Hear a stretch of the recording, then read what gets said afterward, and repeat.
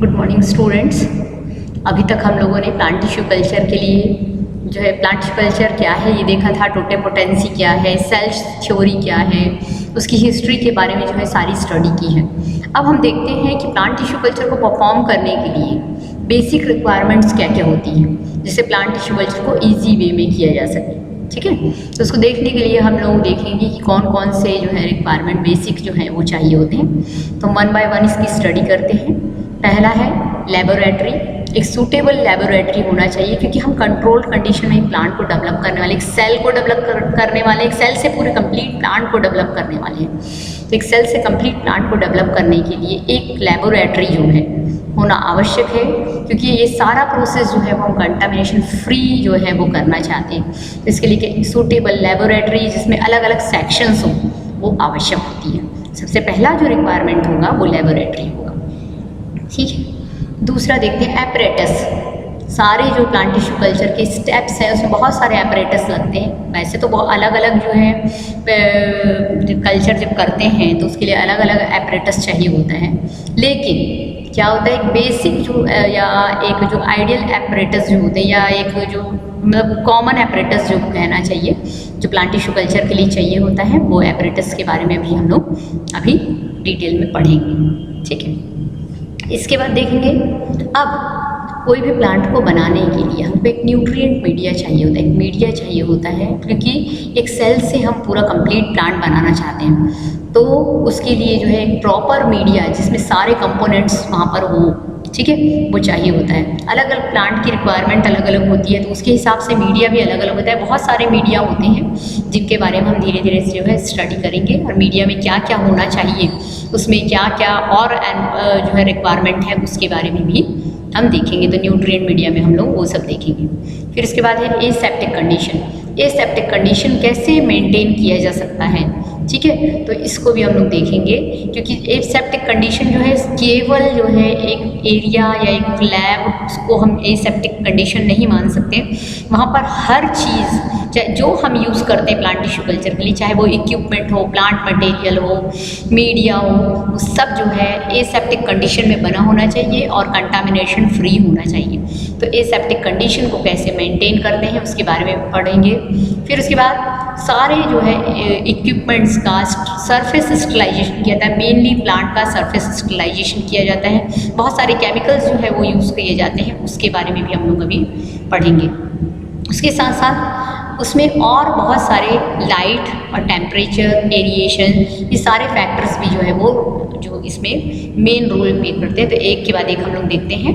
पहले हम शुरुआत करते हैं लेबोरेटरी में। ठीक है, अगर आपको टिश्यू कल्चर करना होता है या माइक्रो प्रोपगेशन करना होता है, तो हम ये मानते हैं कि 3 बेसिक रूम हमको चाहिए होता है, जो क्या होता है कि प्लांट टिश्यू कल्चर के लिए कंटामिनेशन फ्री हो, या उसमें जो कंटामिनेशन के चांसेस जो होते हैं वो रेयर होते हैं। तो ऐसे क्लीन रूम्स की जो है हमको आवश्यकता होती है।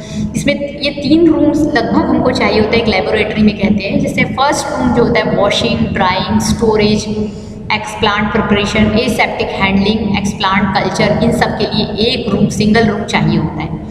दूसरा रूम जो होता है वो होता है प्रिपरेशन, स्टरलाइजेशन और स्टोरेज ऑफ मीडिया।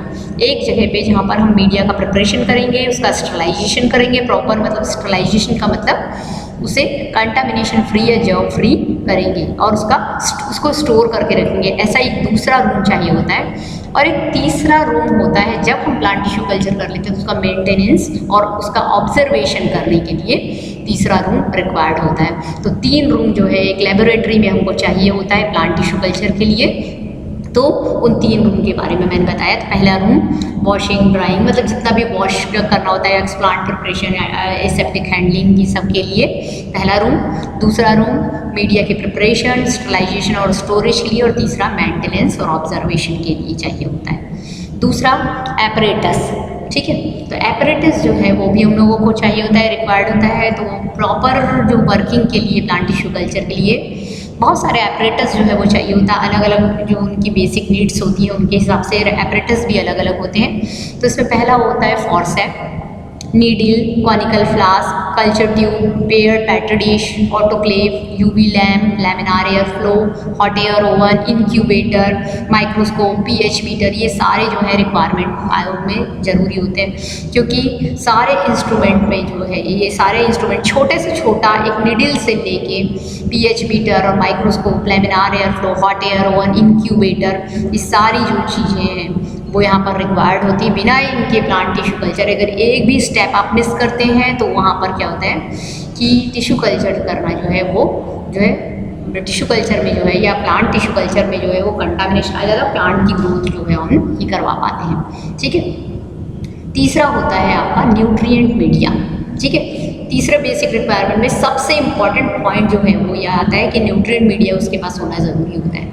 ठीक है। न्यूट्रिएंट मीडिया को बनाने के लिए उसमें बहुत सारे कंपोनेंट्स यूज़ किए जाते हैं, जैसे विटामिन जो है और इनऑर्गेनिक सॉल्ट्स होते हैं, उसमें बहुत सारे जो है ग्रोथ रेगुलेटर्स डले हुए होते हैं। ये सारे जो है वो मीडियम में पाए जाते हैं। एक बेसल मीडियम कहलाता है जिसमें सारी चीज़ें वेरियस कॉम्बिनेशन में रहती हैं। अलग अलग प्लांट की रिक्वायरमेंट अलग अलग होती है, इसलिए जो ऑक्सीजन हार्मोन का जो है कंपोजिशन जो है वो भी चेंज होता है या वेरी करता रहता है। अगर मीडिया को जो है लिक्विड रखना होता है तो ब्रॉथ बनाते हैं या ब्रॉथ मीडिया कहे जाते हैं, लेकिन जब उसमें उसको सेमी सॉलिड करना होता है उसमें अगार अगार पाउडर जो है ऐड करते हैं सॉलिडिफिकेशन के लिए। पीएच जनरली जो है इसका 5.8 रखा जाता है और इस मीडिया को जो है आप पेट्री डिशेस में, फ्लास्क में, टेस्ट ट्यूब या कल्चर ट्यूब जिसको बोलते हैं, कल्चर ट्यूब बोलना चाहिए, टेस्ट ट्यूब नहीं, टेस्ट ट्यूब जैसा ही होता है, मोटा कल्चर ट्यूब आता है, उस कल्चर ट्यूब में जो है उसको डालते हैं।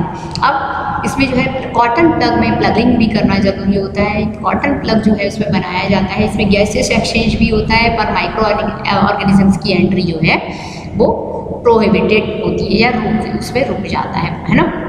तो न्यूट्रिएंट मीडिया जो है बहुत सारे टाइप के होते हैं। मोराशिक एंड स्कूप मीडिया जनरली हम लोग यूज़ करते हैं। इसके बाद वाइट्स मीडियम होता है और बहुत सारे मीडियाज जो आते हैं इसमें अलग अलग कंपोजिशन में जो है हम प्लांट की ग्रोथ के लिए जैसा प्लांट का रिक्वायरमेंट होगा वैसा मीडिया हम यूज़ करते हैं।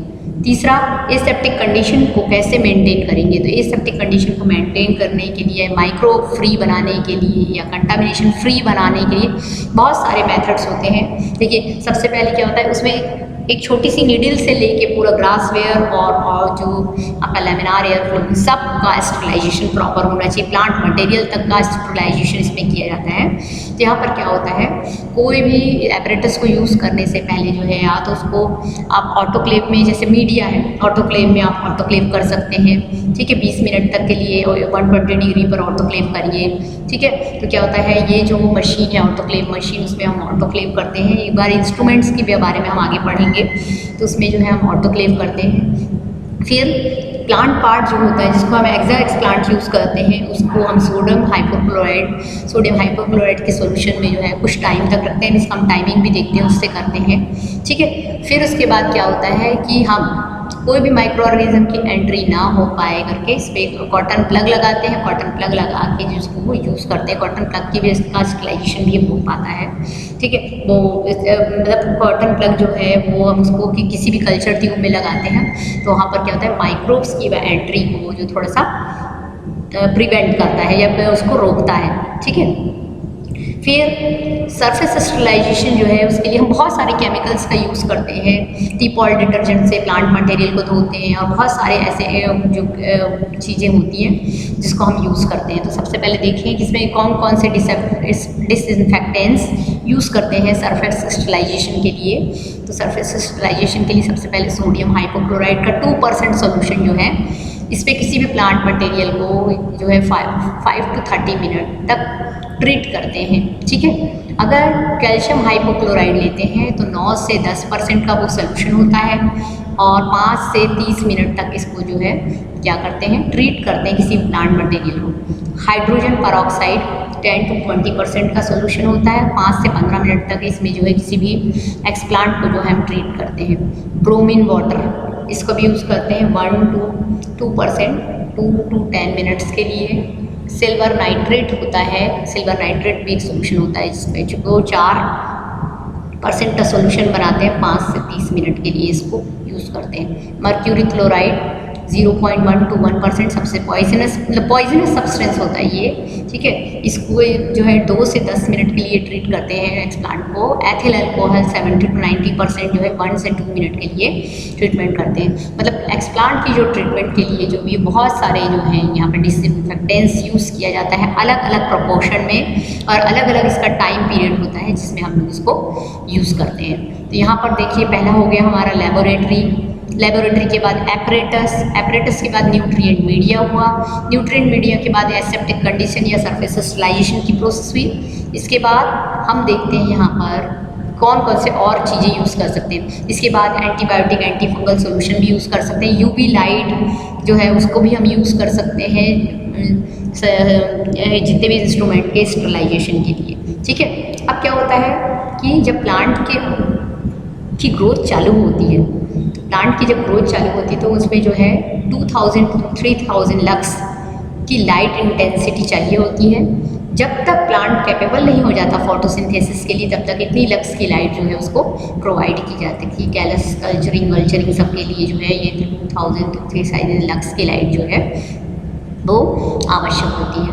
टेम्परेचर अरेंजमेंट, टेम्परेचर अरेंजमेंट में आपको देखना पड़ेगा कि यहाँ पर हम आइडियल टेम्परेचर जो मानते हैं प्लांट के लिए ग्रोथ के लिए वो 20 to 26% डिग्री सेल्सियस जो टेम्परेचर होता है प्लांट टिश्यू कल्चर के लिए बहुत आइडियल टेम्परेचर माना जाता है। इस टेम्परेचर पे प्लांट जो है बहुत जल्दी जो है मतलब प्लांट का एक सेल जो है बहुत जल्दी कैलसिंग कर लेता है इस टेम्परेचर पे, उसको देखते हैं। फिर एरिएशन, प्रॉपर एरिएशन की भी अरेंजमेंट यहाँ पर होनी चाहिए, क्योंकि बाहर से अगर कोई एयर एंट्री करेगा तो उसमें बहुत सारे माइक्रोब्स होंगे। तो एक इसीलिए कहते हैं कि एक लेबोरेटरी चाहिए होती है जहाँ पर एक डिसीज फ्री रूम होता है। जब हम कोई भी एक्सप्लांट को ट्रांसफ़र करते हैं, प्लांट टिश्यू कल्चर करते हैं, तो वहाँ पर क्या होता है एरिएशन के लिए जो है एयर जो है कंटामिनेशन फ्री एयर चाहिए होता है। तो ऐसे एयर की भी व्यवस्था करनी ज़रूरी होती है। तो प्लांट टिश्यू कल्चर के लिए लगभग जो बेसिक रिक्वायरमेंट है वो यही सब थी जिनके बारे में बताया। तो लेबोरेटरी जो है सबसे पहले उसमें पहला आएगा जिसमें 3 रूम होनी चाहिए। फिर से एक बार हम रिवाइज करते जाते हैं। तो बेसिक रिक्वायरमेंट्स की बात करें तो लेबोरेटरी चाहिए होती है उसको। लेबोरेटरी में 3 रूम होगा, पहला storage, drawing, explant preparation, aseptic handlings explants और कल्चर के लिए। दूसरा room media preparation, sterilisation and storage के लिए, और तीसरा रूम मेंटेनेंस और ऑब्जर्वेशन के लिए।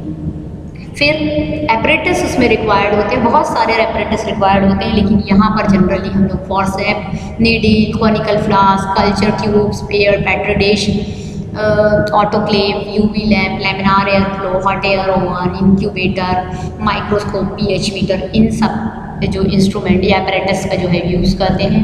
न्यूट्रिएंट मीडिया के मैंने आपके बारे में बताया था कि न्यूट्रिएंट मीडिया भी एक बहुत ज़्यादा मतलब एक मेन बेसिक जो अगर प्लांट की ग्रोथ करानी है तो सारा, अगर आप सॉइललेस कल्चर करना चाहते हैं या उस एक छोटे से प्लांट को जो है आप बहुत सारे नंबर ऑफ प्लांट बनाना चाहते हैं या रेयर एंडेमिक प्लांट्स जो है या एंडेंजर्ड प्लांट्स की जो अगर आप उसको कल्चर करना चाहते हैं, उसके नंबर ऑफ कॉपीज़ बनाना चाहते हैं, तो उसके लिए जो है एक सेल को सूटेबल मीडिया प्रोवाइड करना बहुत ज़रूरी होगा। और सूटेबल मीडिया जो है एक बेसल मीडियम कहलाता है या बेसिक मीडियम जो कहलाता है, मोराशिक एंड स्कूप मीडिया जो है MS मीडिया कहलाता है, वो चाहिए होता है। इसमें सारे कंपोनेंट्स जो दिए होते हैं जो कि प्लांट की ग्रोथ के लिए चाहिए होते हैं, और अलग अलग प्लांट की रिक्वायरमेंट के हिसाब से उसकी उनके अलग अलग ऑर्गन के डेवलपमेंट के हिसाब से अलग अलग जो है उसमें हार्मोन्स या ग्रोथ रेगुलेटर्स जो है वो अलग अलग में लाए जाते हैं।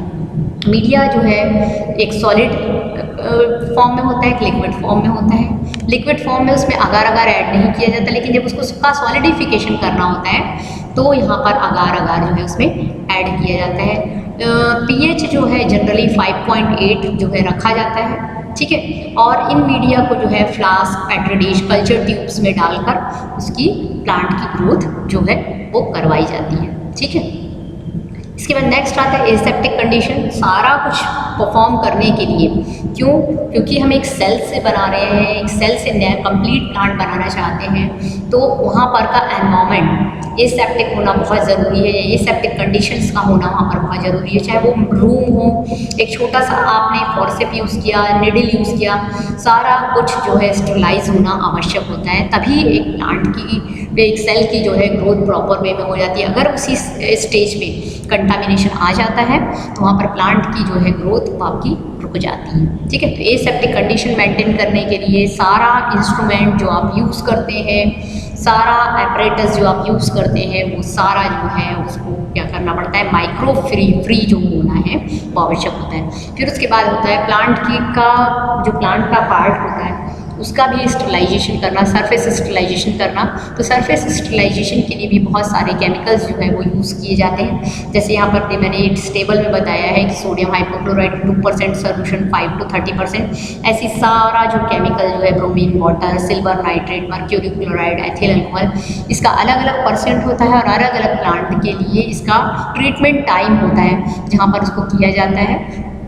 प्लांट का सरफेस एक्सप्लांट का सरफेस स्टरलाइजेशन होने के पश्चात उसके दोनों एंड्स को कट करके निकाल दिया जाता है, क्योंकि ये सारे सब्सटेंस जो होते हैं जिससे आप जो है माइक्रो फ्री बनाना चाहते हैं प्लांट के पार्ट को, तो वहाँ पर क्या होता है, वो पॉइजनस सब्सटेंस होते हैं। अगर वो कटे हुए टिश्यूज़ के पास अगर वो एंटर कर जाते हैं तो वहाँ पर की सेल्स की डेथ हो जाती है। इसलिए इसको दोनों तरफ जो है आप एक्सप्लांट वाले एरिया के ओपन साइड को कट करके जो है वो निकाल दिया जाता है ताकि ग्रोथ जो है प्रॉपर हो सके। ठीक है, इसके बाद आते हैं बहुत सारे एंटीबायोटिक, एंटी फंगल सॉल्यूशन भी जो है उसमें ऐड किए जाते हैं मीडिया में, यूवी लाइट ट्रीटमेंट दिया जाता है और बहुत सारे जो ऐसे कुछ फ्यूमिगेंट्स होते हैं जैसे फॉर्मेलिन सॉल्यूशन, और इससे प्लांट या इंस्ट्रूमेंट की का जो है सरफेस स्टरलाइजेशन किया जाता है।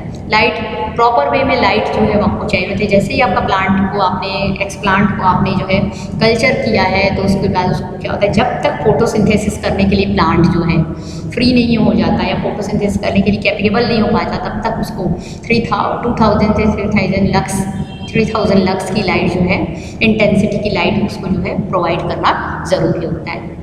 टेम्परेचर, आइडियल टेम्परेचर जो 20 to 26 डिग्री सेल्सियस जो है वो माना जाता है प्लांट टिश्यू कल्चर के लिए। इसमें कैलसिंग जो है वो अच्छे से होती है। एरिएशन, प्रॉपर एरिएशन जो है वो प्लांट को प्रोवाइड किया जाता है।